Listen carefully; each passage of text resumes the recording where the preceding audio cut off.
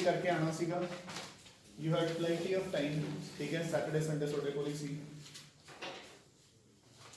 ਤੇ ਜਿਹੜੇ ਆਪਾਂ ਆਰਗੈਨਿਕ ਦੇ ਰਿਵੀਜ਼ਨ ਟੈਸਟ ਲੈਣੇ ਆ ਉਹਨਾਂ ਨੂੰ ਸੀਰੀਅਸਲੀ ਦਿਆ ਕਰੋ, ਠੀਕ ਹੈ। ਇੱਕ ਦੋ ਬੱਚਿਆਂ ਨੂੰ ਛੱਡ ਕੇ ਬਾਕੀ ਸਭ ਨੇ ਤਾਂ ਉਹੀ ਗੰਦ ਹੀ ਪਾਇਆ ਹੋਇਆ ਸੀਗਾ। ਫਿਰ ਜੇ ਆਪਾਂ ਨੇ ਆਈ ਗੰਦ ਹੀ ਪਾਉਣਾ ਤਾਂ ਫਿਰ ਉਹ ਇੱਕ ਦਿਨ ਵੇਸਟ ਕਰਨ ਦਾ ਵੀ ਕੀ ਫਾਇਦਾ ਟੈਸਟਾਂ ਤੇ। ਬਟ ਮੈਨੂੰ ਪਤਾ ਹੈ ਕਿ before we start off with the questions ਆਪਾਂ ਨੂੰ ਇੱਕ ਵਾਰ ਨੋਟਸ ਦੀ ਰਿਵੀਜ਼ਨ ਹੋਣੀ ਜ਼ਰੂਰੀ ਹੈ, ਠੀਕ ਹੈ ਨਾ। ਐਵਰੀ ਈਅਰ ਆਪਾਂ ਆਰਗੈਨਿਕ ਦੇ ਟੈਸਟ ਇਦਾਂ ਸਾਈਡ ਬਾਈ ਸਾਈਡ ਹੀ ਲੈਣੇ ਹੁੰਦੇ ਆ। ਅੱਧੇ ਬੱਚੇ ਤਾਂ ਆਉਂਦੇ ਹੀ ਨਹੀਂਗੇ, ਠੀਕ ਹੈ। ਜਿਹੜਾ ਆਉਂਦਾ ਉਹਦੀ ਤਿਆਰੀ ਨਹੀਂ ਹੁੰਦੀ, ਫਿਰ ਉਹਦਾ ਫਾਇਦਾ ਕੀ ਹੈ। ਮਤਲਬ ਇਸ ਵਾਰ ਦਾ ਟੈਸਟ ਇੰਨਾ ਵਧੀਆ ਸੀ ਕਿ ਨੰਬਰ ਹੀ ਨਹੀਂ ਦਿੱਤੇ ਮੈਂ, ਕੋਈ ਨੰਬਰ ਹੈ ਹੀ ਨਹੀਂ ਸੀ, ਠੀਕ ਹੈ ਨਾ। ਚਲੋ ਐਨੀਵੇਜ਼,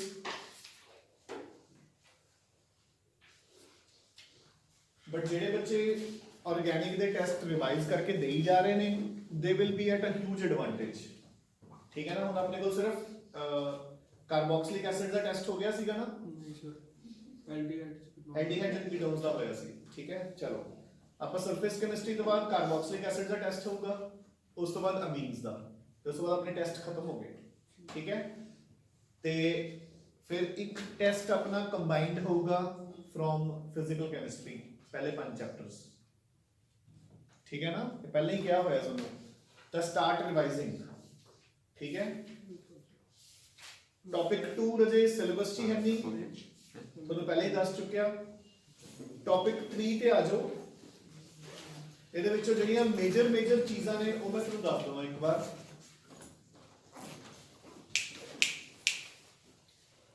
ਸੋ ਦੇਖੋ ਇਹਦੇ page number 99 in your books, अपने को 3 टाइप के सॉल्यूशंस है, true solutions, colloidal solutions and suspensions, depending upon the size of the particles, ठीक है। तो देखो ये जो ट्रू सॉल्यूशंस ने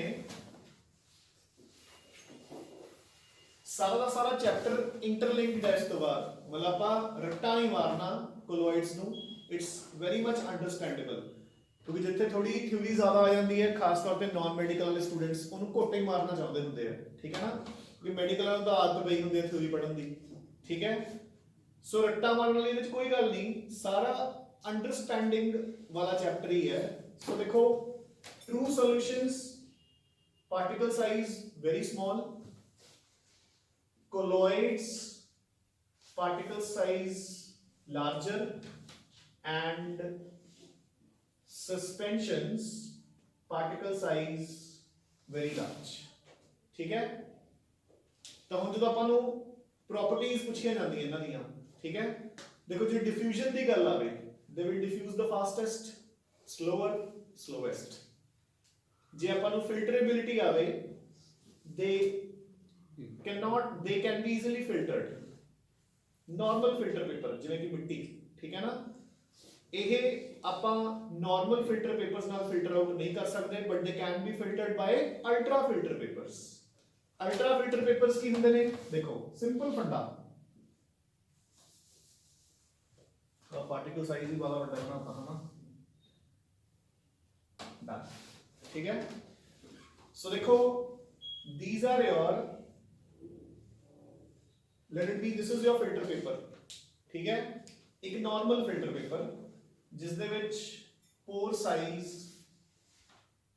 कुछ ऐसा ਆਪਾਂ ਨੂੰ ਕਲੀਅਰਲੀ ਦਿਖ ਰਿਹਾ ਹੈ ਕਿ these two particles can pass through the holes, ਪਾਣੀ ਵੀ ਟੱਪ ਜਾਊਗਾ, ਪਾਰਟੀਕਲਸ ਵੀ ਟੱਪ ਜਾਣਗੇ, ਸੋ ਫਿਲਟਰੇਸ਼ਨ ਤਾਂ ਹੋਈ। now we treat this filter paper with colloidin, ਠੀਕ ਹੈ ਨਾ। colloidin ਕੀ ਹੁੰਦਾ ਹੈ, 5% solution of nitrocellulose। ਜਦੋਂ ਆਪਾਂ ਟ੍ਰੀਟ ਕਰਾਂਗੇ ਉਹ colloidin ਇਹਦੀਆਂ ਪੋਰਸ ਦੇ ਵਿੱਚ ਜਮਾ ਹੋ ਜਾਊਗਾ, ਡਨ। ਹੁਣ ਆਪਾਂ ਨੂੰ ਕਲੀਅਰਲੀ ਦਿਖ ਰਿਹਾ ਕਿ ਇਹ ਪਾਰਟੀਕਲ ਇਹਦੇ ਵਿੱਚੋਂ ਪਾਸ ਨਹੀਂ ਕਰ ਸਕਦਾ, ਇਟ ਕੈਨ ਸਟਿਲ ਪਾਸ, ਠੀਕ ਹੈ। ਸੋ ਆਪਾਂ ਕੀ ਲਿਖਦੇ ਆ, ਫਿਲਟਰੇਬਿਲਿਟੀ can be filtered using normal filter papers, ultra filter papers cannot be filtered, done। visibility, visible with a naked eye या with simple microscopes, visible with ultra microscope, not visible, ठीक है। Ultra microscope का basic फंडा की हुंदा है, Ultra microscope is based upon the concept of, पढ़ के किस बार आए हो? Ultra microscope is based upon the concept of,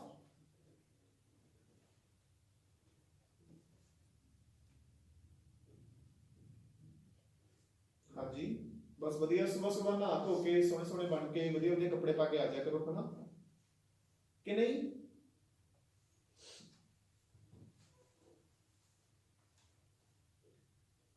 ultra microscope is based upon the concept of Tyndall effect, ठीक है ना? टिंडल इफेक्ट तो पढ़ा हुआ है अपन ने, ठीक है? It is based upon the concept of Tyndall effect, ठीक है? Now Brownian movement, zigzag movements, of course हल्के है zigzag मूवमेंट शो करेंगे, ठीक है? ਇੱਥੇ भी ਹੁੰਦੀ है, ठीक है ना? नो zigzag मूवमेंट, फटाफट नीचे बैठ जाएंगे, ठीक है? हाँ जी, टिंडल इफेक्ट नॉट शोन क्योंकि स्कैटरिंग ऑफ लाइट होगी ही नहीं, ਇੱਥੇ स्कैटरिंग ऑफ लाइट होगी, ਇੱਥੇ ਤਾਂ बुरी तरह होगी, ठीक है ना? ਇਹ ਤਾਂ opaque, अच्छा ਇਹ opaque, ਇਹ ट्रांसपेरेंट, ਇਹ ट्रांसलूसेंट, ठीक है ना? नाउ सेटलिंग, ठीक है ना? सेटल डाउन किवें करावांगे इन्हां नूं? They can settle down by gravity easily, इन्हां दी सेटलिंग ग्रेविटी नाल तां पॉसिबल नहीं है, ठीक है? ਇਹ ਕਿਹਦੇ ਨਾਲ ਹੁੰਦੀ ਹੈ? ਸੈਂਟਰੀਫਿਊਜ, ਅਲਟਰਾ ਸੈਂਟਰੀਫਿਊਜ, ਜਿਹਨੂੰ ਆਪਾਂ ਪੰਜਾਬੀ ਚ ਕੀ ਕਹਿੰਦੇ ਨੇ? ਮਧਾਣੀ ਮਾਰਨਾ, ਹਨਾ? ਜਿਵੇਂ ਆਪਾਂ ਮਿਲਕ ਦੇ ਵਿੱਚ ਮਧਾਣੀ ਮਾਰਦੇ ਆ, ਉਹਦੇ ਨਾਲ ਕੀ ਹੋ ਜਾਂਦਾ ਹੈ? ਬਟਰ ਅਲੱਗ, ਲੱਸੀ ਅਲੱਗ, ਠੀਕ ਹੈ? ਤਾਂ ਸੇਮ ਫੰਡਾ, ਕੋਲੋਇਡਲ ਪਾਰਟੀਕਲਸ ਅਲੱਗ ਹੋ ਜਾਣਗੇ, ਮਤਲਬ ਡਿਸਪਰਸਡ ਫੇਜ਼ ਅਲੱਗ ਹੋ ਜਾਊਗਾ, ਡਿਸਪਰਸ਼ਨ ਮੀਡੀਆ ਅਲੱਗ ਹੋ ਜਾਊਗਾ, ਡਨ, ठीक है? They cannot be settled, ਇਹਨਾਂ ਦੀ ਸੈਟਲਿੰਗ ਆਪਾਂ ਕਰ ਨਹੀਂ ਸਕਦੇ। ਹਰ ਜਗ੍ਹਾ ਤੇ ਇੱਕੋ ਲੌਜੀਕ ਨਹੀਂ ਲਗਾਣਾ, ਜਿਵੇਂ ਆਪਾਂ ਨੇ ਕੀ ਕਿਹਾ ਹੈ, ਦੇਖੋ ਐਗਜ਼ਾਮਪਲਸ ਹੁੰਦੀਆਂ ਟਿਪੀਕਲ ਯਾਦ ਰੱਖਣ ਲਈ, ਜਿਵੇਂ ਸਸਪੈਂਸ਼ਨ ਦੀ typical example is sand and water, colloids ਦੀਆਂ ਟਿਪੀਕਲ ਐਗਜ਼ਾਮਪਲਸ, ਦੇਖੋ ਸੈਂਡ ਐਂਡ ਵਾਟਰ ਦੀ ਐਗਜ਼ਾਮਪਲ ਕਿਉਂ ਦਿੱਤੀ ਜਾਂਦੀ ਹੈ? ਕਿਉਂਕਿ ਆਪਾਂ ਈਜ਼ੀਲੀ ਆਪਣੀ ਰੀਅਲ ਲਾਈਫ 'ਚ ਦੇਖ ਸਕਦੇ ਹਾਂ, ऑब्जर्व कर सकते हैं, है ना? कोलॉइड्स ਦੀਆਂ ਦੋ typical examples from real life ਕਿਹੜੀਆਂ ਹੁੰਦੀਆਂ ਨੇ? ਸੌਲਟ ਐਂਡ ਵਾਟਰ, ਕੌਣ ਬੋਲਿਆ ਸੀ ਸੌਲਟ ਐਂਡ ਵਾਟਰ? ਇਧਰ ਲਾਈਨ ਚ ਸੀ, ਆਇਲ ਐਂਡ ਵਾਟਰ, ਨਹੀਂ ਕੋਈ ਸੌਲਟ ਐਂਡ ਵਾਟਰ ਵਾਲਾ ਕਿਹੜਾ ਸੀਗਾ? ਬੱਲੇ ਬੱਲੇ, ਸ਼ਾਬਾਸ਼, ਆਇਲ ਐਂਡ ਵਾਟਰ, ठीक है बच्चे? सो कोलॉइड्स ਦੀਆਂ typical examples in real life, real life ਦਾ ਮਤਲਬ ਪਾਰਿਸ਼ ਪਤਾ ਕੀ ਹੁੰਦਾ? ਕਿੰਨੀ ਵਾਰੀ ਤੂੰ ਰੀਅਲ ਲਾਈਫ 'ਚ ਤੇਲ ਨੂੰ ਪਾਣੀ 'ਚ ਘੋਲਦਾ ਹੈ, ਕੀ ਕਰਦਾ ਕੀ ਉਹਦਾ? ਠੀਕ ਹੈ, ਮਾੜਾ ਮੋਟਾ ਕਦੇ ਕਦੇ ਮਾਲਿਸ਼ ਦੇ ਕੰਮ ਆ ਜਾਂਦਾ ਹੁੰਦਾ, ਕਿਉਂਕਿ ਪਹਿਲਾਂ ਤੇਲ ਲਾ ਕੇ ਫਿਰ ਸਪਰੇ ਕਰ ਦਿੰਦੇ ਨੇ, ਬਟ ਉਹ ਸੋਲੂਸ਼ਨ ਨਹੀਂ ਪਾਉਂਦੇ ਉਹਦੇ। ਸੋ ਰੀਅਲ ਲਾਈਫ ਐਗਜ਼ਾਮਪਲਸ ਆਫ, ਵੈਸੇ ਠੀਕ ਹੈ example is correct, but real life examples are milk and medicines, ठीक है ना? जो मिल्क है, देखो एक तो मैं ਤੁਹਾਨੂੰ एग्जांपल ਦੇ ਹੀ ਦਿੱਤੀ ਕਿ ਸੈਂਟਰੀਫਿਊਜ ਨਾਲ ਆਪਾਂ ਬਟਰ ਅਲੱਗ ਕਰ ਲੈਂਦੇ ਹਾਂ, ਠੀਕ ਹੈ? medicines are normally ਜੋ ਇਹਨੇ ਕਿਹਾ ਹੈ oil in water ਜਾਂ water in oil, ਕਿਉਂਕਿ ਜਿੰਨੇ ਵੀ ਆਪਣੇ ਡਰੱਗਸ ਹੁੰਦੇ ਨੇ they are organic products, so they are oils, ਠੀਕ ਹੈ? ਤੇ ਸਸਪੈਂਡ ਕੀਤੇ ਹੁੰਦੇ ਨੇ ਪਾਣੀ ਦੇ ਵਿੱਚ with the help of a stabilizing agent, ठीक है ना? ਤਾਈਓ ਦੇਖੋ ਹਰ ਇੱਕ ਮੈਡੀਸਨ ਦੇ ਉੱਤੇ ਲਿਖਿਆ ਹੁੰਦਾ ਹੈ ਸ਼ੇਕ ਵੈਲ ਬਿਫੋਰ ਯੂਜ਼, ਠੀਕ ਹੈ?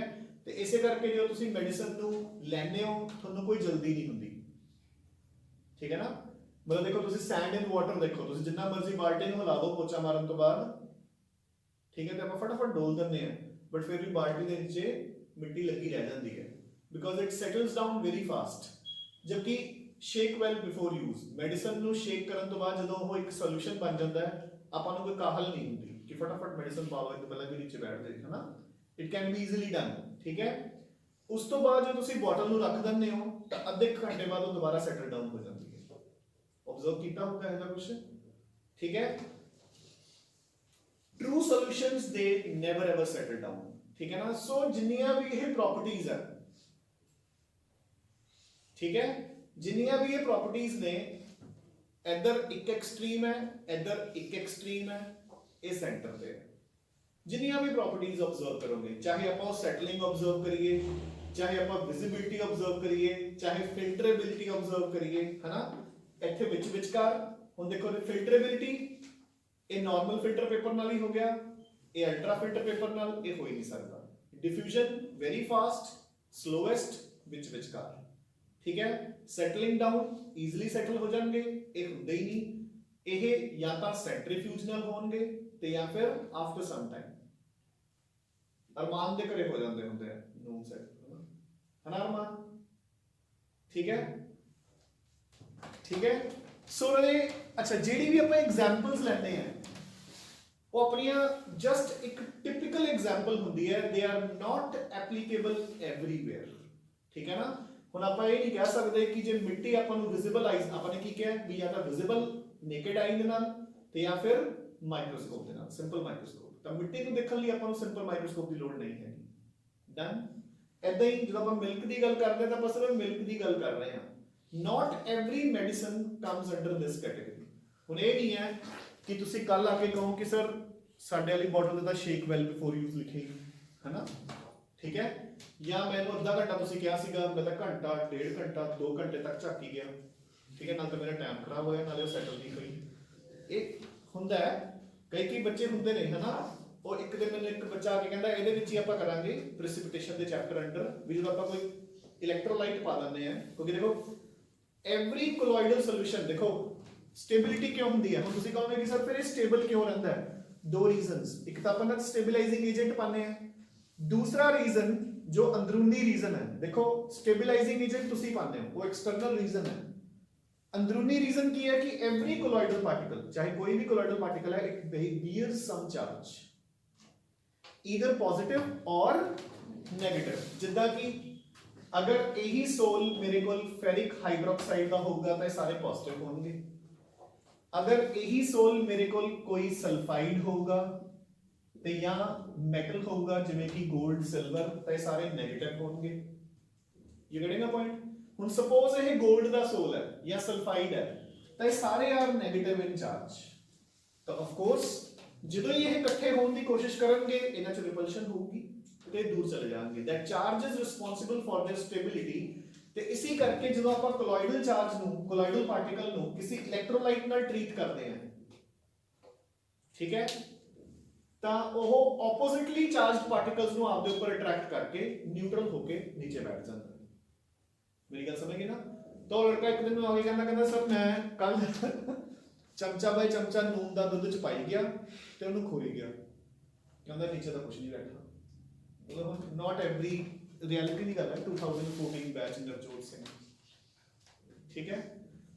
ਸੋ ਜਿਹੜੀ ਆਪਾਂ ਡੈਫੀਨੇਸ਼ਨ ਬਣਾਉਂਦੇ ਆ ਰਾਜੇ, that is not applicable under every condition and for every particle। ਉਹ ਇੱਕ ਜਨਰਲ ਡੈਫੀਨੇਸ਼ਨ ਹੁੰਦੀ ਹੈ, ਠੀਕ ਹੈ ਨਾ। ਉਹਨੇ ਪਤਾ ਨਹੀਂ ਕਿੰਨਾ ਕੁ ਖਰਾਬ ਕਰਤਾ, ਠੀਕ ਹੈ। ਚਲੋ, so types of colloidal solutions. ਪਹਿਲਾ ਰਾਜੇ ਆਪਾਂ ਕਲਾਸੀਫਿਕੇਸ਼ਨ ਕਰਦੇ ਆ on the basis of dispersed phase and dispersion media, lyophobic ਤੇ ਲਾਇਓਫਿਲਿਕ। ਦੇਖੋ ਰਾਜੇ, once again I repeat, ਹੁਣ ਇੱਥੇ ਧਿਆਨ ਨਾਲ ਸੁਣ ਲਓ। ਆਪਾਂ ਸੋਪ ਦਾ ਸਟਰਕਚਰ ਕਰਦੇ ਹੁੰਦੇ ਆ, ਯਾਦ ਹੈ ਕਿ ਨਹੀਂ? ਆਪਾਂ ਕਹਿੰਦੇ ਹੁੰਦੇ ਆ ਕਿ soaps are sodium ਜਾਂ potassium salts of long chain fatty acids। ਤਾਂ this is our carbon chain ਤੇ ਜਿਹੜਾ head ਹੈ this is COO negative, Na ਜਾਂ K positive। So this is your polar head and this is your non-polar tail। done ਹੈ ਕਿ ਨਹੀਂ? ਠੀਕ ਹੈ। ਜਿਹੜਾ ਇਹ polar head ਹੁੰਦਾ ਹੈ, so like dissolves like, this is hydrophilic means water loving, ठीक है, and lyophobic means oil hating, क्योंकि lyo in biology comes from lipids which are basically oils, है ना। जेडे बायो स्टूडेंट से लिपिड सुने होगा तुसी वर्ड, है ना। So lyophobic and hydrophilic, and on the contrary JD non-polar tail है that is of course oil loving, lyophiलिc, water hating यानी कि hydrophobic। I hope this is done।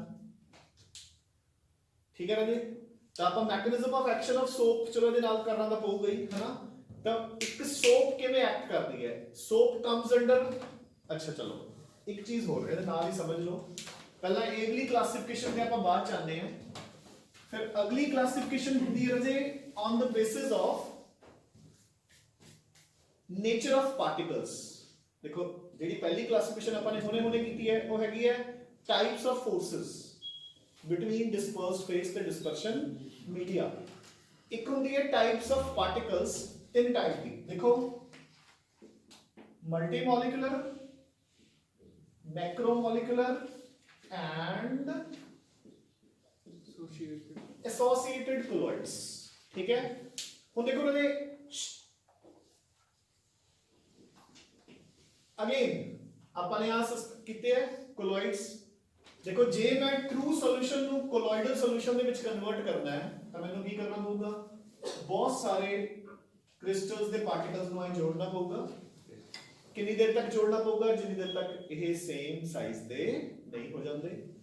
ਜੇ ਮੈਂ ਸਸਪੈਂਸ਼ਨ ਤੋਂ ਬਣਾਉਣਾ ਹੈ ਤਾਂ ਮੈਨੂੰ ਇਹਨਾਂ ਨੂੰ ਤੋੜਨਾ ਪਊਗਾ। ਠੀਕ ਹੈ, ਸੋ ਮਲਟੀ ਮੋਲੀਕੂਲਰ ਕੋਲਾਇਡ ਬਣ ਗਿਆ ਇਹ, ਨਹੀਂ ਸੌਰੀ ਮਲਟੀ ਮੋਲੀਕੂਲਰ ਕੋਲਾਇਡ ਬਣ ਗਿਆ। ਇਹ ਵੱਡੇ ਵੱਡੇ ਪਾਰਟੀਕਲਸ ਤੋਂ ਬਣੇ ਹੈ ਤਾਂ ਮੈਕਰੋ ਮੋਲੀਕੂਲਰ ਕੋਲਾਇਡ ਬਣ ਗਿਆ। ਸੋ ਇਹ ਕੁਐਸਚਨ ਆਉਂਦਾ ਹੈ ਮਲਟੀ ਮੋਲੀਕੂਲਰ ਕੋਲਾਇਡਸ ਕੀ ਹੁੰਦੇ ਨੇ, ਵੈਨ ਪਾਰਟੀਕਲਸ, ਹਾਂਜੀ ਕੋਲੋਇਡਸ ਦੀ ਰੇਂਜ ਕਿੰਨੀ ਹੁੰਦੀ ਹੈ 1 ਤੋਂ 1000 ਨੈਨੋਮੀਟਰ। ਸੋ ਨੂੰ ਮਲਟੀ ਮੋਲੀਕੂਲਰ ਦੀ ਡੈਫੀਨੇਸ਼ਨ ਆਉਂਦੀ ਹੈ when particles of size less than 1 nanometer aggregate together to form particles of colloidal size range, it is known as multimolecular। ਜੇ ਮੈਕਰੋ ਦੀ ਆਉਂਦੀ ਹੈ particles of size greater than 1000 nanometer are dispersed, ਠੀਕ ਹੈ, to form particles of colloidal size range। done। ਹੁਣ ਦੇਖੋ ਬਦੇ, ਅੱਛਾ ਹੁਣ ਆ ਗਏ ਜੀ ਐਸੋਸੀਏਟਡ। ਐਸੋਸੀਏਟਡ ਦਾ ਮਤਲਬ ਕੀ ਹੈ ਵੀ ਨਾ ਤਾਂ ਉਹ ਛੋਟੇ ਹੈ ਨਾ ਵੱਡੇ ਹੈ, ਇੱਕ ਦੂਜੇ ਦੇ ਨਾਲ ਐਸੋਸੀਏਟ ਹੋ ਕੇ, ਜੁੜ ਕੇ ਨਹੀਂ, ਐਸੋਸੀਏਟ ਹੋ ਕੇ। ਜੁੜਨ ਤੇ ਐਸੋਸੀਏਸ਼ਨ ਚ ਕੀ ਫਰਕ ਹੁੰਦਾ ਹੈ, ਐਗਰੀਗੇਸ਼ਨ ਤੇ ਐਸੋਸੀਏਸ਼ਨ ਚ ਕੀ ਫਰਕ ਹੁੰਦਾ ਹੈ? ਹਮੇਸ਼ਾ ਇਕੱਠੇ ਰਹਿੰਦੇ ਐਸੋਸੀਏਸ਼ਨ ਚ ਵੀ ਸਰ, ਮਿਲ ਜੁਲ ਥੋੜਾ ਜਿਹਾ ਹਾਂ ਮਿਲ ਜੁਲ ਕੇ ਕਦੀ ਨਹੀਂ ਆਏ ਤੱਕ ਆਇਆ ਹੋ ਗਿਆ। ਚਲੋ ਜੁੜਨਾ ਹੁੰਦਾ ਰਾਜੇ ਐਦਾਂ, ਠੀਕ ਹੈ, ਕਿ ਪਾਰਟੀਕਲਸ ਆਪਸ ਵਿੱਚ ਜੁੜ ਗਏ। ਠੀਕ ਹੈ, ਐਸੋਸੀਏਸ਼ਨ ਹੁੰਦੀ ਹੈ ਐਦਾਂ, ਇਹ ਅਲੱਗ ਹੈ, they are associated through a third particle। ਗੱਲ ਸਮਝ ਗਏ ਨਾ। ਕੰਬੀਨੇਸ਼ਨ ਹੁੰਦੀ ਹੈ ਆਪਸ ਵਿੱਚ ਜੁੜਨਾ, ਐਸੋਸੀਏਸ਼ਨ ਹੁੰਦੀ ਹੈ ਕਿਸੇ ਹੋਰ ਦੇ ਥਰੂ ਜੁੜਨਾ। ਜੁੜਤਾ ਹੁਣ ਵੀ ਗਏ ਨਾ ਆਪਸ ਵਿੱਚ। ਠੀਕ ਹੈ, ਸੋ ਦੇਖੋ ਤਾਈਓ ਆਪਾਂ ਕਹਿੰਦੇ ਆ ਕਿ soaps come under associated colloids। ਕਿਵੇਂ? ਸੋ ਦਿਸ ਇਜ਼ योर ਕੋਈ ਵੀ ਕਲੌਥ ਜਿਹਦੇ ਉੱਪਰ ਕੋਈ ਵੀ ਆਇਲ ਦਾ ਪਾਰਟੀਕਲ ਲੱਗ ਗਿਆ, ਜਿਵੇਂ ਕਿ ਸਬਜ਼ੀ ਵਗੈਰਾ ਲੱਗ ਜਾਂਦੀ ਹੈ ਨਾ, ਤੇ ਤੁਸੀਂ ਦੇਖਿਆ ਹੋਊਗਾ ਕਿ ਉਹ ਪਾਣੀ ਦੇ ਨਾਲ ਸਾਫ਼ ਨਹੀਂ ਹੁੰਦੀ। ਠੀਕ ਹੈ, and when we apply soap, ਜਿਹੜੇ ਉਹ ਪਾਰਟੀਕਲਸ ਨੇ ਤਾਂ ਟੇਲ ਹੈ ਜਿਹੜੀ ਉਹ ਆਇਲ ਲਵਿੰਗ ਹੈ, ਸੋ ਟੇਲ ਐਦਾਂ ਉਹਦੇ ਨਾਲ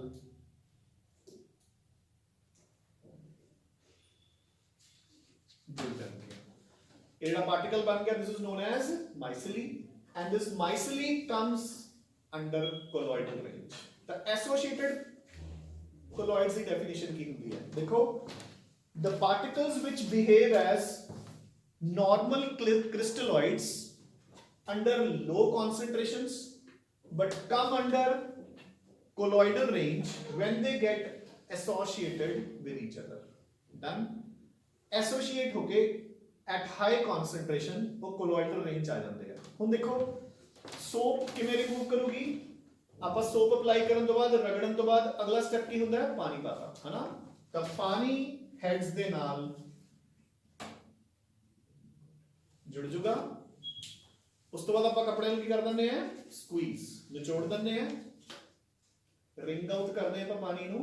ਜਦੋਂ ਪਾਣੀ ਨੂੰ ਨਿਚੋੜਾਂਗੇ ਤਾਂ ਪਾਣੀ ਕੱਪੜਾ ਛੱਡ ਕੇ ਜਾਊਗਾ, ਉਹ ਹੈਡ ਨੂੰ ਨਾਲ ਖਿੱਚੂਗਾ, ਹੈਡ ਟੇਲ ਨੂੰ ਨਾਲ ਖਿੱਚੂਗਾ, ਸਾਰੀਆਂ ਟੇਲਸ ਮਿਲ ਕੇ ਆਇਲ ਨੂੰ ਨਾਲ ਲੈ ਜਾਣਗੇ। So this is the mechanism of action of soap. ਇਹ ਆਪਣੇ ਤਿੰਨ ਟਾਈਪ ਦੇ ਕੋਲੋਇਡਸ ਹੈ on the basis of particles, nature of particles. ਹੁਣ ਦੇਖੋ ਜਿਹੜੀ ਚੀਜ਼ ਆਪਾਂ ਨੇ ਦੱਸਣੀ ਸੀ, ਤਾਂ ਜਿਹੜੀ ਇੱਥੇ ਕਲਾਸੀਫਿਕੇਸ਼ਨ ਹੈ page number 99, classification based upon the nature of interactions between the dispersed phase and dispersion media, lyophilic ਤੇ lyophobic colloids। ਸਮਝ ਗਏ? So ਇਹ ਜਿਹੜਾ lyophilic ਤੇ lyophobic ਹੈ, this has nothing to do with this lyophilic ਤੇ lyophobic। ਪੱਲੇ ਪੈ ਗਈ ਗੱਲ? ਕਿਉਂਕਿ ਜਿਹੜੀ ਆ lyophilic ਤੇ lyophobic term ਹੈ, this comes from biology। ਠੀਕ ਹੈ? ਜਿਹੜੀ ਇੱਥੇ lyophilic ਤੇ lyophobic ਹੈ, it comes from chemistry, simple ਜਾਂ ਕਹ ਲੋ physics ਵੀ, simple attraction ਤੇ repulsion। ਅਗਰ dispersed phase ਤੇ dispersion media ਦੇ ਵਿਚਕਾਰ attraction ਹੈ ਤਾਂ lyophilic, repulsion ਹੈ ਤਾਂ lyophobic। ਤਾਂ ਹੁਣ ਦੇਖੋ needless to say ਦੋਨਾਂ ਵਿੱਚੋਂ ਕਿਹੜਾ easily prepare ਹੋ ਜਾਊਗਾ? lyophilic easily prepare ਹੋ ਜਾਊਗਾ क्योंकि अट्रैक्शन है, दोनों आपस में मिल जाएंगे। केड़ा रिवर्सिबल इन नेचर है? लायोफिलिक। जे खराब भी हो गया ड्राई, क्लासिकल एग्जांपल गम, गूंद। तुसी मार्केट से गूंद लेके आओ, ओनु पानी च गर्म पानी च डिसॉल्व कर दो, गम तैयार होगी। ओनु धुप्पे रख दोगे पानी उड़ जाऊगा, गम सुख गई। ओनु फिर गर्म पानी च पा दो, फिर तैयार होगी। रिवर्सिबल, जिन्ने बार मर्जी प्रैक्टिस कर सकते हो। ठीक है? सो रिवर्सिबल। ठीक है? किसनों स्टेबलाइजिंग एजेंट की लोड़ है? लायोफोबिक, जो कि स्टेबल नहीं है। Difference is done. क्लियर? उस तो बाद क्लासिफिकेशन दी हुई है जे बिटवीन द फिजिकल स्टेट, ये तुसी पढ़ सकते हो। ठीक है ना? अगे आ जाओ। अगे मल्टी मैक्रो ते एसोसिएटेड दिते हुए हैं, हो गए। अगे देखो प्रेपरेशंस, ਇਹਦੇ ਵਿੱਚੋਂ ਮੋਸਟ ਇੰਪੋਰਟੈਂਟ ਸੈਕੰਡ ਤੇ ਥਰਡ ਇਲੈਕਟ੍ਰੀਕਲ ਤੇ ਪੈਪਟਾਈਜ਼ੇਸ਼ਨ। ਆਦਰ ਦੇਖੋ ਹੁਣ ਧਿਆਨ ਨਾਲ ਸੁਣੋ ਇੱਕ ਵਾਰ।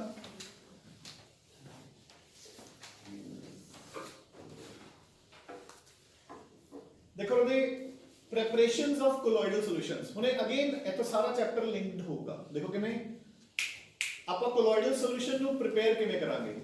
ਆਪਣੇ ਕੋਲ ਦੋ ਮੈਥਡਸ ਦੇ ਨੋਟਸ ਤੋਂ ਜਾ ਕੇ ਪੜੋਗੇ, ਆਪਣੇ ਕੋਲ ਦੋ ਮੈਥਡਸ ਹੋਣਗੇ, ਇੱਕ ਤਾਂ ਕੰਡੈਂਸੇਸ਼ਨ, ਇੱਕ ਡਿਸਪਰਸ਼ਨ।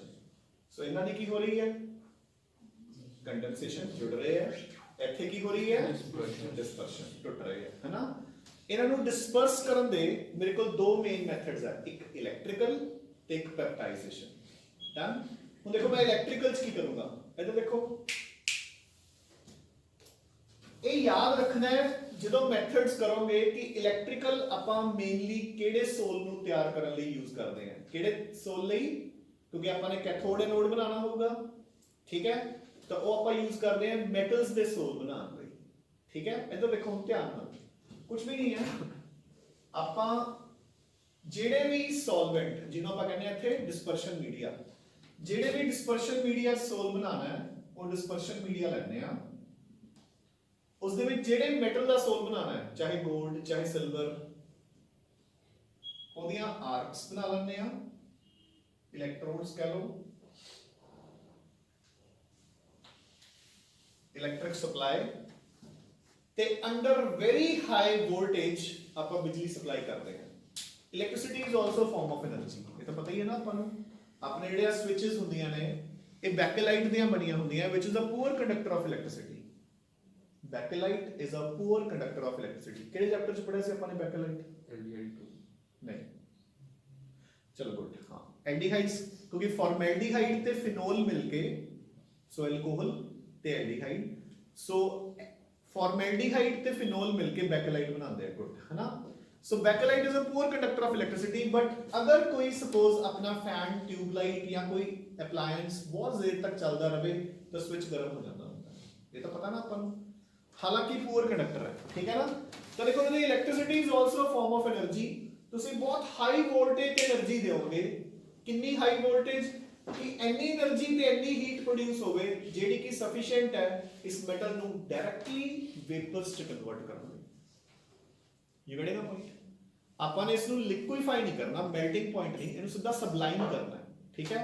ਸੋ ਜਦੋਂ ਇਹ ਖੁੱਲੂਗਾ ਤੇ ਵੇਪਰਸ ਚ ਕਨਵਰਟ ਹੋਊਗਾ, ਉਹ vapours of course in the form of bubbles ਆਪਣੇ ਮੀਡੀਆ ਨੂੰ ਛੱਡ ਕੇ ਜਾਣ ਦੀ ਕੋਸ਼ਿਸ਼ ਕਰਨਗੇ, ਠੀਕ ਹੈ।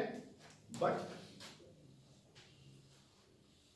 ਸਾਈਡ ਤੇ ਆਪਾਂ ਕੀ ਲਗਾ ਦਾਂਗੇ, ਆਈਸ, ਤਾਂ ਕਿ ਜਿਹੜਾ ਆਪਣਾ ਇਹ ਡਿਸਪਰਸ਼ਨ ਮੀਡੀਆ ਹੈ ਉਹ ਕੀ ਹੋਊਗਾ, ਬਿਲਕੁਲ ਚਿਲਡ, ਇੰਨਾ ਚਿਲਡ ਕਿ ਜਦੋਂ ਤੱਕ ਇਹ ਵੇਪਰਸ ਇੱਥੇ ਤੱਕ ਪਹੁੰਚਣਗੇ ਉਦੋਂ ਤੱਕ ਕੀ ਹੋ ਜਾਣਗੇ, ਸੋਲਿਡਿਫਾਈਡ, ਠੀਕ ਹੈ। ਸੋ ਆਪਾਂ ਨੇ ਸੋਲ ਤਿਆਰ ਕਰਨਾ, ਕਲੀਅਰ ਕਿ ਨਹੀਂ। So this is known as electrical dispersion, known as Bradig's arc method. Very important question for Punjab board, हर साल ही पाते हैं, write a note on Bradig's arc method, ठीक है। डन। हुन पेप्टाइजेशन, सो देखो ये अच्छा, हुन Bradig's arc यानी कि अपन किधर यूज करते हैं, for preparing soles of metals like copper, silver, gold. Done. हुन पेप्टाइजेशन पे आओ, टिपिकल मेथड यही है अपना, आगे पेप्टाइजेशन तो ही अपना अगे चैप्टर बढ़ूगा आगे, ठीक है। सो देखो, so this is your beaker, है ना, ठीक है। ਇਹਦੇ ਵਿੱਚ ਆਪਾਂ ਨੇ ਜਿਹੜੇ ਵੀ ਮੀਡੀਆ ਚ ਸੋਲ ਬਣਾਉਣਾ ਹੈ ਲੈ ਲਿਆ ਮੀਡੀਆ। ਟਿਪੀਕਲ ਐਗਜ਼ਾਮਪਲ ਆਪਾਂ ਇਸ ਦੇ ਵਿੱਚ ਐਡ ਕਰਾਂਗੇ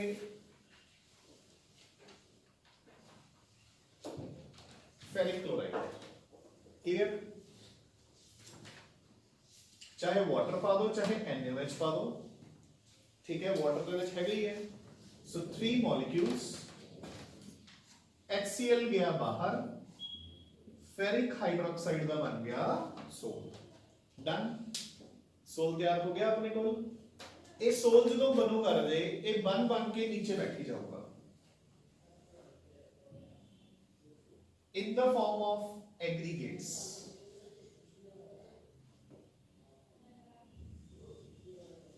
done, ठीक है, in the form of aggregates। हुन मैं की करूंगा, ठीक है, जेड़ा फेरिक क्लोराइड है वो पलवांगे in excess।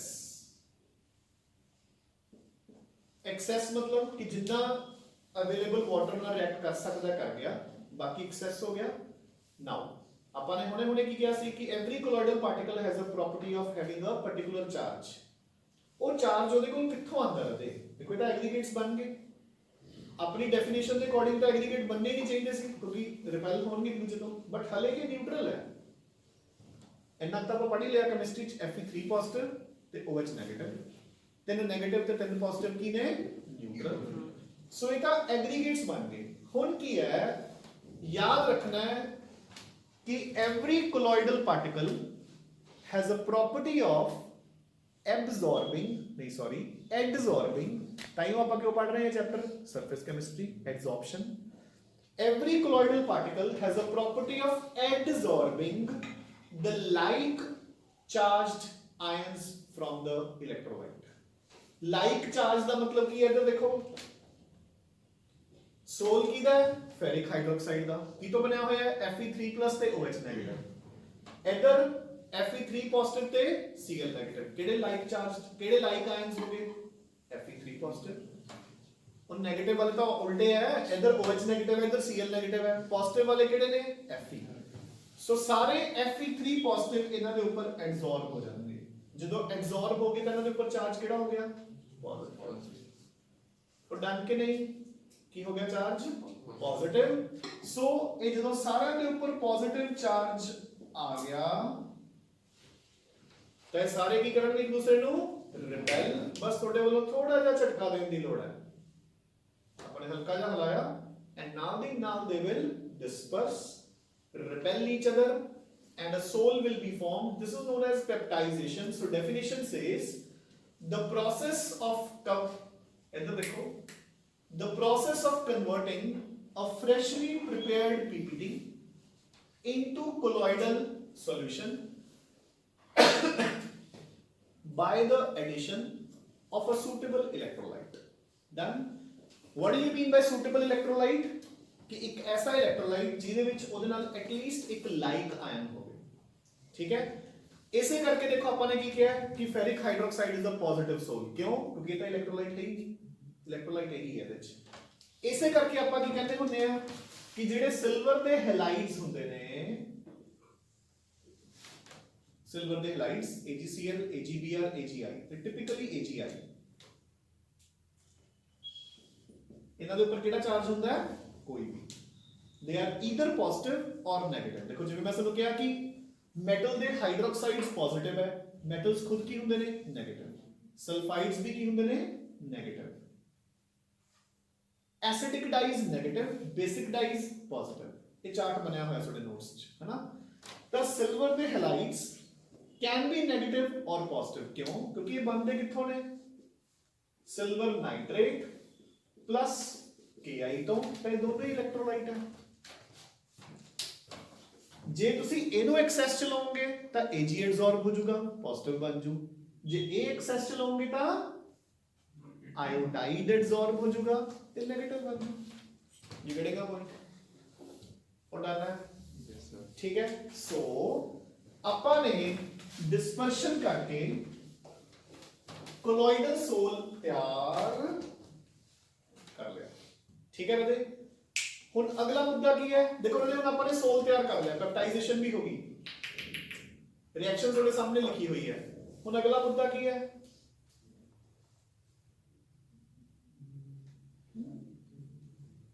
ਹੁਣ ਅਗਲਾ ਮੁੱਦਾ ਕੀ ਹੈ? ਦੇਖੋ ਫੈਰਿਕ ਹਾਈਡਰੋਕਸਾਈਡ ਪ੍ਰਿਪੇਅਰ ਕਰ ਲਿਆ ਆਪਾਂ ਨੇ। ਅਗਲਾ ਮੁੱਦਾ ਕੀ ਹੈ?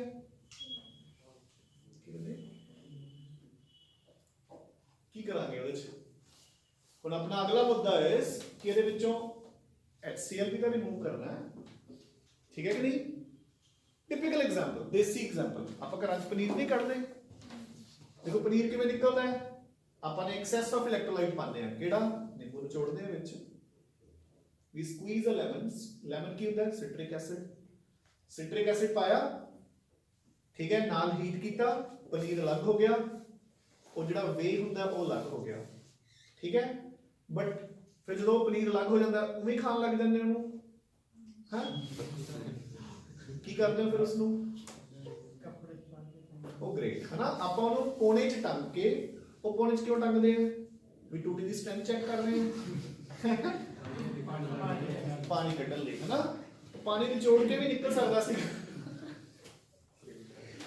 ਚਲੋ ਉਹ ਆਪਾਂ ਕਿਉਂ ਕਰਦੇ ਰਜੇ ਨੇ? ਫਿਲਟਰੇਸ਼ਨ ਨਹੀਂ ਹੈਗੀ ਰਜੇ।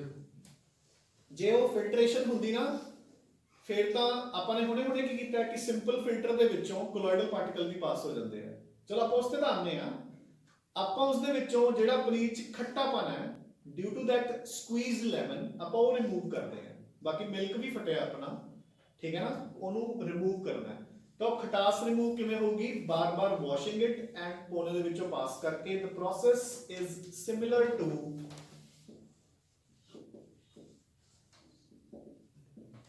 डायलिसिस, ठीक है ना, ठीक है ना जी। ਆਪਾਂ डायलिसिस ਕਰਦੇ ਹਾਂ ਅਸਲੀ, ਠੀਕ ਹੈ। डायलिसिस ਕਿਵੇਂ ਹੁੰਦੀ ਹੈ? ਦੇਖੋ ਆਪਾਂ ਇੱਕ ਬੀਕਰ ਲੈ ਕੇ ਉਹਦੇ ਵਿੱਚ ਇੱਕ ਸੈਲੋਫੇਨ ਮੈਂਬਰੇਨ ਦਾ ਬੈਗ ਲੈਂਦੇ ਆ ਜਿਹਦੇ ਵਿੱਚ ਫੈਰਿਕ ਹਾਈਡਰੋਕਸਾਈਡ ਤੇ HCl ਹੁੰਦਾ। ਉਹਦੇ ਆਲੇ ਦੁਆਲੇ ਪਿਓਰ ਵਾਟਰ, ਹੌਲੀ ਹੌਲੀ ਦੇਖੋ ਉਸ ਕੋਨੇ ਚੋਂ ਕੀ ਹੋ ਰਿਹਾ ਹੈ? ਪੋਣਾ ਤਾਂ ਸਮਝਦੇ ਨਾ, ਜਿਹੜੇ ਕੱਪੜੇ ਚੱਪ ਬੰਨਣੇ ਹੈ ਨਾ, ਉਹ ਪੋਣੇ ਚੋਂ ਉਹ ਖੱਟਾਪਨ ਬਾਹਰ ਆ ਰਿਹਾ ਹੈ ਬਟ ਪਨੀਰ ਬਾਹਰ ਨਹੀਂ ਆ ਰਿਹਾ। ਤਾਂ similarly HCl will flow out ਤੇ ਆਪਾਂ ਇੱਕ ਟੈਪ ਲਗਾ ਕੇ ਬਾਰੀ-ਬਾਰੀ ਪਾਣੀ ਰਿਮੂਵ ਕਰੀ ਜਾਵਾਂਗੇ ਕਿਉਂਕਿ ਉਹ HCl ਅੰਦਰ ਵੀ ਜਾ ਸਕਦਾ ਦੁਬਾਰੇ। ਇਹ ਕਿਹੜੇਗਾ ਪੁਆਇੰਟ? ਤਾਂ ਐਂਡ ਤੇ ਤੁਹਾਡੇ ਕੋਲ ਇੱਥੇ ਸਿਰਫ ਸੋਲਿਡ ਸਟੇਟ ਦੇ ਵਿੱਚ ਕੀ ਬਚ ਜਾਊਗਾ? ਫੈਰਿਕ ਹਾਈਡਰੋਕਸਾਈਡ, ਠੀਕ ਹੈ।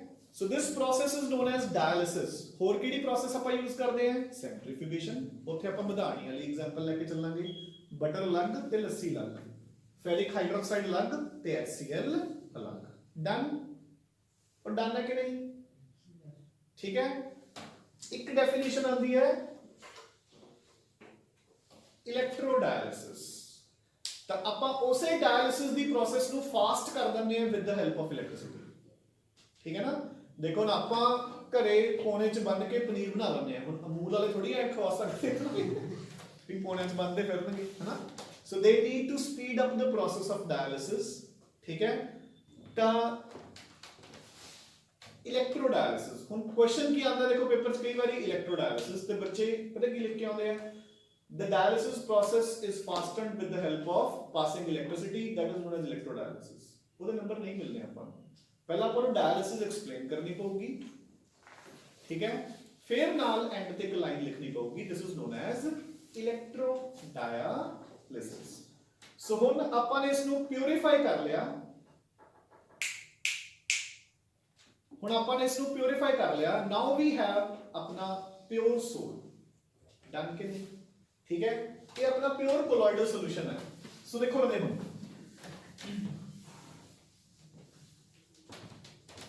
ਸੋ ਇੱਥੇ ਆਪਣਾ ਕੋਲੋਇਡਲ ਸੋਲੂਸ਼ਨ ਪੂਰੀ ਤਰ੍ਹਾਂ ਤਿਆਰ ਹੋ ਗਿਆ, ਯਾਨੀ ਕਿ ਜਿਹੜਾ ਆਪਣਾ ਸਟੈਪ ਸੀਗੇ ਪਹਿਲਾਂ ਡਿਸਪਰਸ ਕਰਨਾ, ਫਿਰ ਪਿਊਰੀਫਾਈ ਕਰਨਾ, ਪੈਪਟਾਈਜ਼ ਕਰਨਾ, ਉਹ ਸਾਰਾ ਰੈਡੀ ਹੋ ਗਿਆ ਹੈ ਨਾ।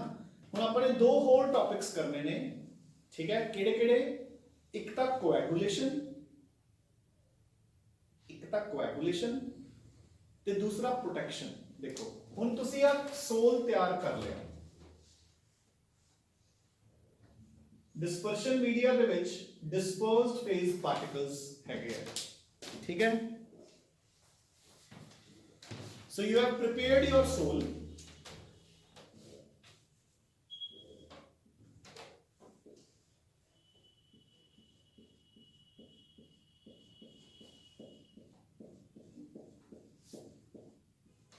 ਡਨ। ਹੁਣ ਆਪਾਂ ਨੇ ਇਸ ਨੂੰ ਇੱਥੇ ਲੈ ਕੇ ਆਉਣਾ, ਕਲੀਅਰ, ਆਪਣੇ ਯੂਜ਼ ਲਈ।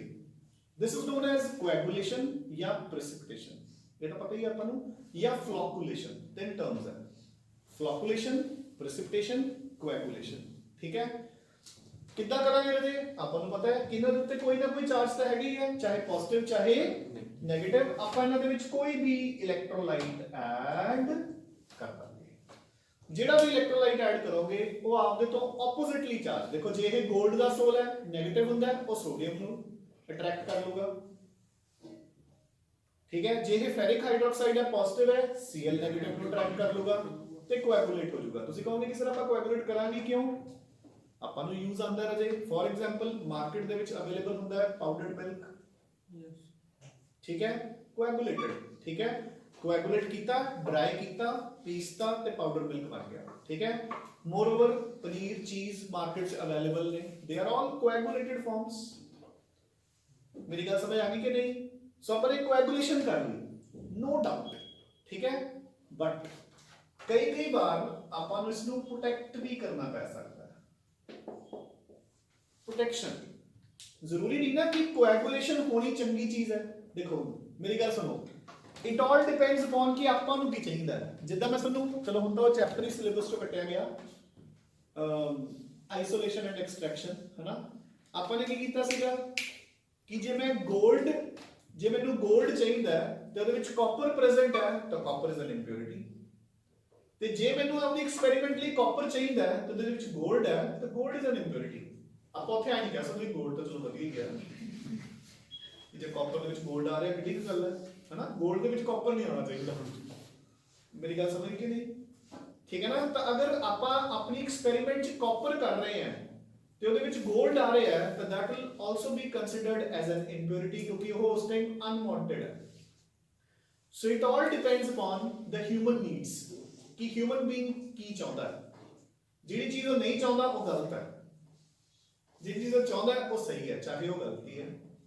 ਫॉर एग्जांपल, क्लासिकल एग्जांपल देखो, लेट इट बी अपना पनीर खान का मूड है तो आप नींबू निचोड़िया, दूध उबालिया, पनीर निकल गया, कोने च बनता, पनीर खा लिया, done.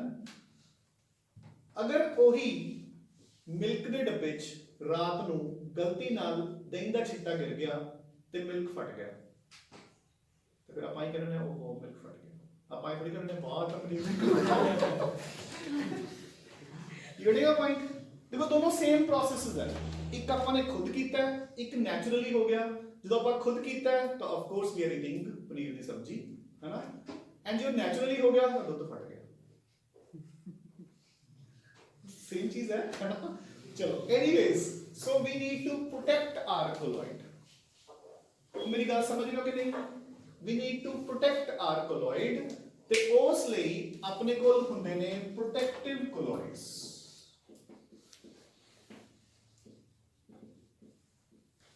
And very very very important definition, sure short question याद होगा समूह, गोल्ड नंबर। ठीक है, गोल्ड नंबर की हुंदा है? ਆਪਾਂ अपना कोलॉइडल सोल लेने हैं, केड़ा? गोल्ड दा ऑफ कोर्स, है ना? ਉਹਦੇ ਵਿੱਚ 10 ml NaCl ਪਾਣੇ ਆ। ਨੈਚੁਰਲ ਹੈ NaCl ਪਾਣ ਤੇ 1% ਹੁੰਦਾ ਇਹ, NaCl ਪਾਣ ਤੇ ਇਹ ਪ੍ਰੈਸਿਪਿਟੇਟ ਹੋਊਗਾ, है ना? ਬਟ ਆਪਾਂ ਪ੍ਰੈਸਿਪਿਟੇਟ ਨਹੀਂ ਹੋਣ ਦੇਣਾ। ਸੋ ਕਿੰਨਾ ਘੱਟ ਤੋਂ ਘੱਟ mgs ਦੇ ਵਿੱਚ, ਕਿੰਨਾ ਘੱਟ ਤੋਂ ਘੱਟ ਮੈਂ ਪ੍ਰੋਟੈਕਟਿਵ ਕੋਲॉइड ਪਾਵਾਂ ਕਿ ਇਸ ਦੀ ਪ੍ਰੈਸਿਪਿਟੇਸ਼ਨ ਨਾ ਹੋਵੇ, that is ਉਸਦਾ ਗੋਲਡ ਨੰਬਰ। ਡਨ ਹੈ ਕਿ ਨਹੀਂ? So the minimum amount of protective colloid in Mg is added to just prevent the precipitation of 10 ml of gold sol upon the addition of किन्ने ml पाया हुआ है रजे NaCl? 10 ml 1%, 1 ml 10% NaCl to it is known as gold number। Then needless to say कि जिदा जितना gold number घट होगा उतना अपना protective colloid बढ़िया होगा। Done है? Clear? So this is all about colloids, very very very very very important। आगे बढ़े। So हाँ जी, preparation of colloids के बाद purification, dialysis ते ultra centrifugation, ultra filtration भी आ गई। नोट्स जो पढ़ लियो properly। So properties दे विच Brownian ते Tyndall effect, ठीक है? इलेक्ट्रोफोरेसिस, हाँ जी राजे, इलेक्ट्रोफोरेसिस की होती है जस्ट लाइक इलेक्ट्रोलाइसिस। बस ਉਹਦੇ ਚ ਕੀ ਹੈ, ਇੱਧਰ ਦੇਖੋ, ਜੇ ਮੈਂ NaCl ਦੀ ਇਲੈਕਟ੍ਰੋਲਾइसिस ਕਰ ਰਹੇ ਹਾਂ, ਸੋਡੀਅਮ ਪੋਜ਼ਿਟਿਵ ਜਾਊਗਾ ਕੈਥੋਡ ਵੱਲ, Cl ਨੈਗੇਟਿਵ ਜਾਊਗਾ ਐਨੋਡ ਵੱਲ। ਇਹ ਤਾਂ ਈਜ਼ੀ ਹੈ। ਇੱਥੇ ਕੀ ਹੈ, ਦੋਨੋਂ ਚਾਰਜ ਹੈ ਨਹੀਂ, ਜਾਂ ਪੋਜ਼ਿਟਿਵ ਹੈ ਤੇ ਜਾਂ ਨੈਗੇਟਿਵ। ਠੀਕ ਹੈ, ਸੋ ਤੁਸੀਂ ਇਲੈਕਟ੍ਰਿਸਿਟੀ ਪਾਸ ਕੀਤੀ, ਜੇ ਨੈਗੇਟਿਵ ਹੈ ਤਾਂ ਐਨੋਡ ਵੱਲ ਚਲਾ ਜਾਊਗਾ ਤੇ ਨਿਊਟਰਲਾਈਜ਼ ਹੋ ਜਾਊਗਾ ਤੇ ਉਹਦਾ ਤਿਆਰ ਹੋ ਜਾਊਗਾ, ਤੇ ਜੇ ਪੋਜ਼ਿਟਿਵ ਹੈ ਤਾਂ ਕੈਥੋਡ ਵੱਲ ਚਲਾ ਜਾਊਗਾ, ਨਿਊਟਰਲਾਈਜ਼ ਹੋ ਜਾਊਗਾ ਤੇ ਫਲੋਕਿਊਲਸ ਬਣ ਜਾਣਗੇ। Done. It is also N identification test. ਮੈਂ ਤੁਹਾਨੂੰ ਕੁਐਸਚਨ ਕਿਹਾ ਕਿ ਮੈਂ ਤੁਹਾਨੂੰ ਇੱਕ ਟੈਸਟ ਟਿਊਬ ਦੇ ਵਿੱਚ ਇੱਕ ਕੋਲॉइड ਪਾ ਕੇ ਦਿੱਤਾ ਹੈ, ਦੱਸੋ ਇਹ ਕੋਲॉइड 골ਡ ਦਾ ਹੈ ਜਾਂ 골ਡ ਦੇ ਸਲਫਾਈਡ ਦਾ? ਤੁਸੀਂ ਕੀ ਲਿਖੋਗੇ ਕਿ ਅਗਰ 골ਡ ਦਾ ਹੈ ਤਾਂ ਨੈਗੇਟਿਵ ਚਾਰਜ ਹੈ, ਨਹੀਂ ਉਹ ਵੀ ਸਲਫਾਈਡ ਵੀ ਨੈਗੇਟਿਵ ਹੁੰਦਾ ਹੈ। ਆਇਰਨ ਹੈਗਾ ਜਾਂ ਆਇਰਨ ਦਾ ਹਾਈਡਰੋਕਸਾਈਡ ਹੈ, ਤੁਸੀਂ ਕਹੋਗੇ ਜੇ ਇਹ ਆਇਰਨ ਦਾ ਹੈ ਫਿਰ ਤਾਂ ਇਹ ਨੈਗੇਟਿਵ ਹੈ, ਜੇ ਹਾਈਡਰੋਕਸਾਈਡ ਹੈ ਤਾਂ ਪੋਜ਼ਿਟਿਵ ਹੈ। ਸੋ ਆਪਾਂ ਇਹਦੇ ਵਿੱਚੋਂ ਇਲੈਕਟ੍ਰਿਸਿਟੀ ਪਾਸ ਕਰਾਂਗੇ, ਜੇ ਤਾਂ ਕੈਥੋਡ ਦੇ ਨੀਚੇ ਫਲੋਕਿਊਲਸ ਬਣ ਗਏ ਤਾਂ ਪੋਜ਼ਿਟਿਵ ਹੈ ਯਾਨੀ ਕਿ ਹਾਈਡਰੋਕਸਾਈਡ, ਤੇ ਜੇ ਐਨੋਡ ਦੇ ਨੀਚੇ ਫਲੋਕਿਊਲਸ ਬਣੇ ਹੈ ਯਾਨੀ ਕਿ ਇਹ ਕੀ ਹੈ, ਨੈਗੇਟਿਵ, ਯਾਨੀ ਕਿ ਕੀ ਹੈ ਉਹਦਾ ਪਿਓਰ ਮੈਟਲ। ਡਨ। ਹਾਂਜੀ ਰਾਜੇ, फिर उस तो बाद चार्ज का दिता होया है, सो दसता। हाँ जी, जीटा पोटेंशियल इंपॉर्टेंट डेफिनेशन आई भी सी 2 साल पहला CBSE च पढ़ लियो, NCERT च मेंशनड भी है। कोएगुलेशन हो गया। हाँ जी, जरा अंडरलाइन करो, Hardy-Schulze rule, very very very important from MCQ's point of view, very very very important 1 mark question. ठीक है, हार्डी-शुल्ज रूल पता है ना? इधर देखो,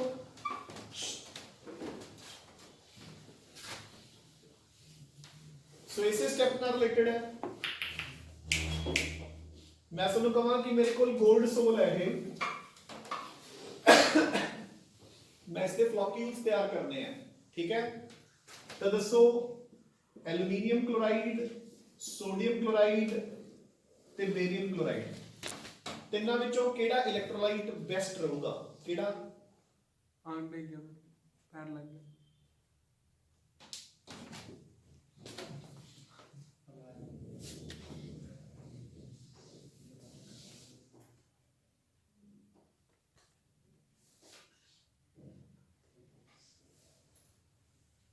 aluminium chloride, sodium chloride, barium chloride, इन्हां तिन्नां विचों किहड़ा इलेक्ट्रोलाइट बेस्ट रहूगा? हाँ जी,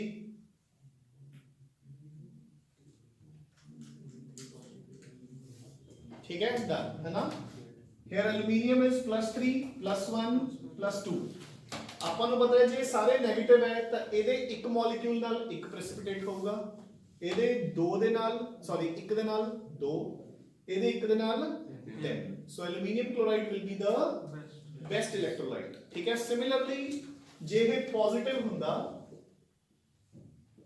ਤਾਂ ਜਿਹੜਾ ਟਿਪੀਕਲ ਕੁਐਸਚਨ ਆਉਂਦਾ ਹੁੰਦਾ ਹੈ ਦੈਟ ਇਜ਼ ਸਾਇਨਾਈਡ ਜਾਂ ਕਲੋਰਾਈਡ ਕਹ ਲਓ ਸਲਫੇਟ ਫਾਸਫੇਟ ਫਿਰ ਇੱਕ ਕੋਆਰਡੀਨੇਸ਼ਨ ਚ ਪਾ ਦਿੰਦੇ ਆ ਜਿੱਥੇ ਬੱਚੇ ਕੰਫਿਊਜ਼ ਹੁੰਦੇ ਆ ਨਾਰਮਲੀ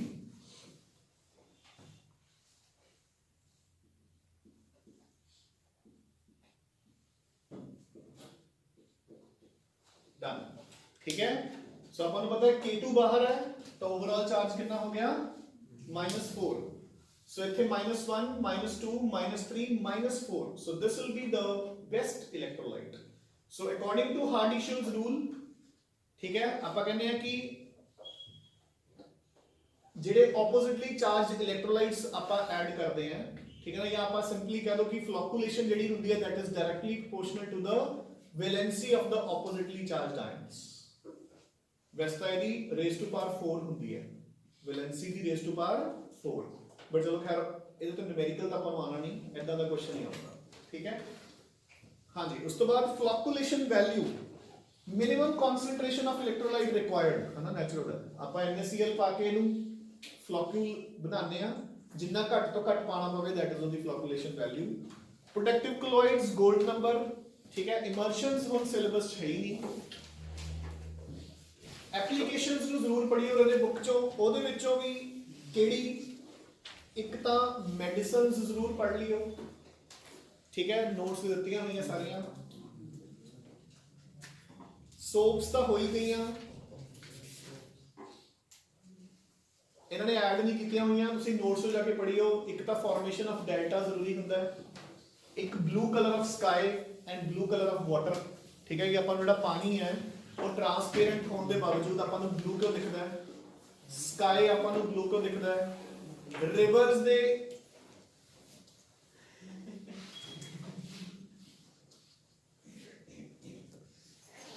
ਰਿਵਰਸ ਦੇ ਕੰਢਿਆਂ ਤੇ ਡੈਲਟਾ ਕਿਉਂ ਬਣਦਾ ਹੁੰਦਾ ਠੀਕ ਹੈ ਨਾ ਸਮਝ ਗਏ ਨਾ ਆਪਾਂ ਡੈਲਟਾ ਫਾਰਮੇਸ਼ਨ ਕਰਦੇ ਹਾਂ ਠੀਕ ਹੈ so delta formation is also related to the colloidal size of the particles done अच्छा कल ਹੁਣ ਆਪਾਂ ਦੇਖੋ ਅੱਜ ਸਾਰਾ ਆਪਾਂ ਨੇ ਮੋਟਾ ਜਿਹਾ ਕਰ ਲਿਆ ਇਹ ਨੋਟਸ ਚੋਂ ਪੜ੍ਹ ਕੇ ਆਈਓ ਕੱਲ ਆਪਾਂ ਇਸ ਦੇ ਟੌਪਿਕ 3 ਦੇ ਕੁਐਸਚਨਸ ਕਰਾਂਗੇ ਪਰਸੋਂ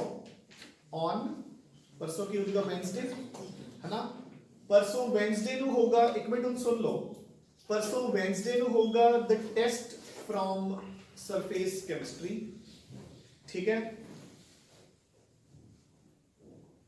Wednesday Thursday will be off Friday nu hoga test from carboxylic acids Saturday Sunday will be off Monday nu test hoga from complete physical chemistry ਤੇ ਟੈਸਟ ਵਜੇ ਬੇਸ਼ੱਕ ਸਾਰੇ ਚੈਪਟਰਸ ਦਾ ਹੋਊਗਾ ਬਟ ਇੰਨਾ ਲੈਂਥੀ ਨਹੀਂ ਕਿਉਂਕਿ ਆਪਣੇ ਕੋਲ 1 ਘੰਟਾ ਹੀ ਹੈ ਕਰਨ ਲਈ ਤਾਂ 30 ਮਾਰਕਸ ਦਾ ਟੈਸਟ ਹੋਊਗਾ ਇਨਕਲੂਡਿੰਗ MCQs ਠੀਕ ਹੈ ਨਾ ਤਾਂ ਕਰਕੇ ਟੈਸਟ ਦੀ ਤਿਆਰੀ ਕਰਨੀ ਸ਼ੁਰੂ ਕਰ ਲਓ ਸੋ ਮੈਂ ਵੈਲ ਇਨ ਐਡਵਾਂਸ ਦੱਸਤਾ ਤੇ ਤੁਹਾਨੂੰ 3 ਛੁੱਟੀਆਂ ਵੀ ਕਰ ਦਿਆਂ ਨਾ Thursday Saturday and Sunday done cheers